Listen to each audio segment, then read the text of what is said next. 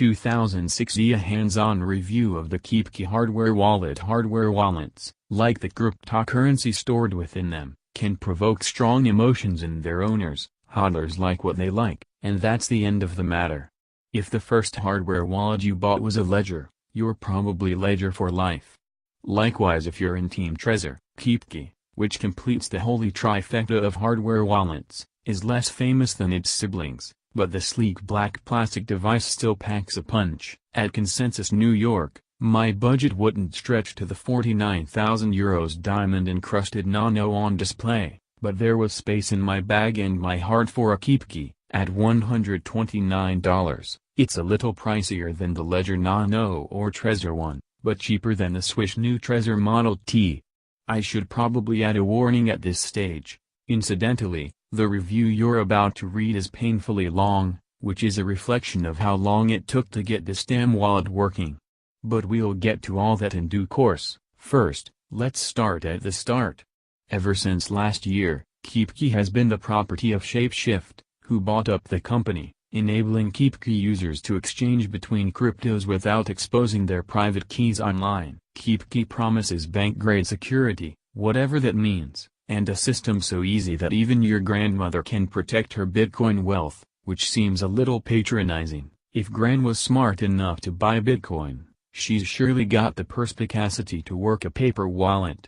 Beauty is in the eye of the beholder. It's funny how much form, rather than function, influences our purchasing decisions, even when we're purchasing a cryptocurrency wallet that's destined to be consigned to the dark recesses of a safe. Beauty is in the eye of the beholder, but there's a strong case for asserting that Keepkey's hardware wallet, they only make one, is more fetching than a Trezor, and arguably smarter than the Nano 2, even if it lacks the latter's brushed metal exterior. The Keepkey Chrome app. Visit the Keepkey store and you'll find just two products to choose from, a single, regular Keepkey and a box of 50 which retails for $6,450. Perfect for the security-conscious trader who likes to keep their shitcoins on separate sticks in separate vaults. The lightweight and plasticity feel of the device is somewhat tempered by the quality of the USB cable that comes bundled with it. It feels luxurious to the touch, but it's here, after installing the Keepkey Chrome browser app, that I encounter my first problem. It has a standard USB connection but my MacBook Pro does not. That's Apple's fault, not Keepkey's, but it's a bummer when you're on the road, as I found myself at the time of writing this review, and thus without access to a USB Thunderbolt adapter. Cables everywhere.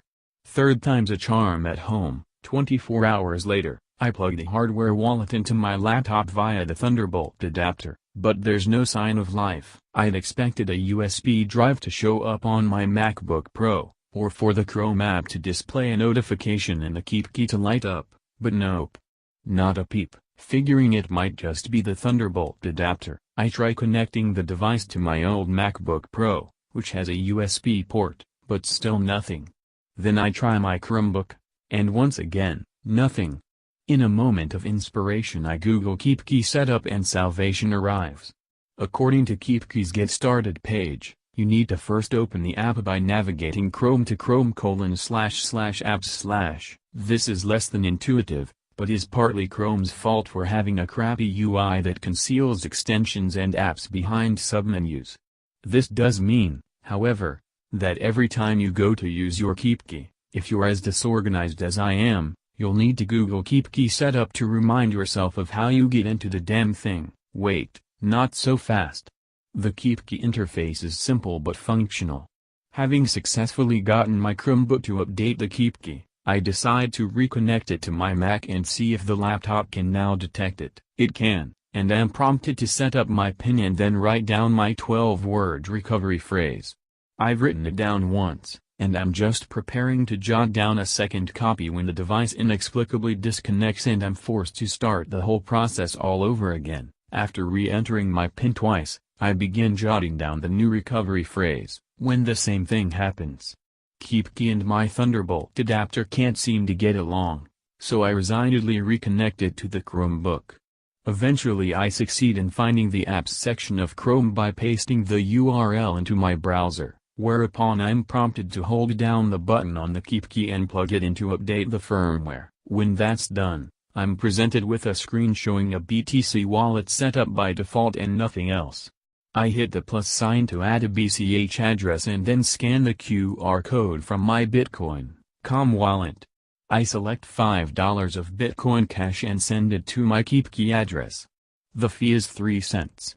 While I'm waiting for the transaction to clear, the Keepkey logo lurches across the screen in installments. It reminds me of the handheld monochrome soccer game I played as a kid. Anachronistic, but comfortingly nostalgic. The Bitcoin.com wallet, nice device. Now how about some altcoin support?